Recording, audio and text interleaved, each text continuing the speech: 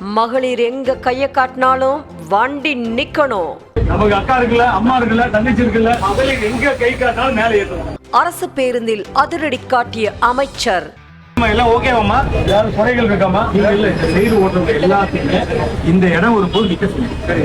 தமிழ்நாடு போக்குவரத்து துறை அமைச்சர் விஜய் தமிழன் பார்த்திபன் அவருடைய இன்ஸ்டாகிராம் பக்கத்துல ஒரு வீடியோ ஒண்ணு வெளியிட்டு இருக்காரு.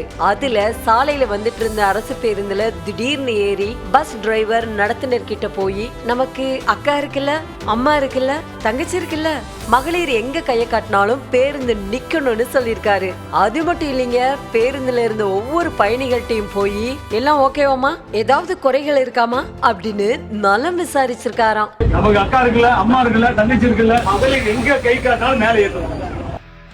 எல்லாம் ஓகேவாமா? யாரும் குறைகள் இருக்காமா? அதுக்கப்புறமா ஓட்டுநர் கிட்ட போய், நீங்கன்னு இல்ல, இந்த பக்கமா வரக்கூடிய எல்லா பேருந்து ஓட்டுநர்களும் இந்த இடத்துல கண்டிப்பா நின்னுட்டு போங்க, ஏன்னா இந்த இடத்துல ஹாஸ்பிட்டல் இருக்கு, நான் இங்க பஸ் ஸ்டாப் ரெடி பண்ண சொல்றேன், இங்க எல்லா பஸ்ஸும் நின்னுதான் போகணும்னு சொல்லியிருக்காராம்.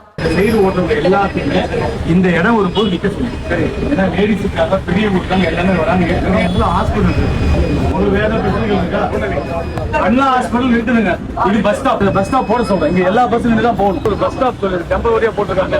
இந்த இடத்துல போட சொல்றீங்க. எங்க ஆளு வந்துருவாங்க. ஒரு வாரம் பஸ் நிறுத்துவோம். இப்போ இந்த வீடியோ இணையத்துல வைரலான நிலையில அமைச்சர்னு எந்த பந்தாவும் காட்டாம மக்களோட நலன்ல இவ்ளோ அக்கறையா இருக்காரே அப்படின்னு அமைச்சரோட இந்த செயலை இணையத்துல பாராட்டிட்டு வராங்க பொதுமக்கள்.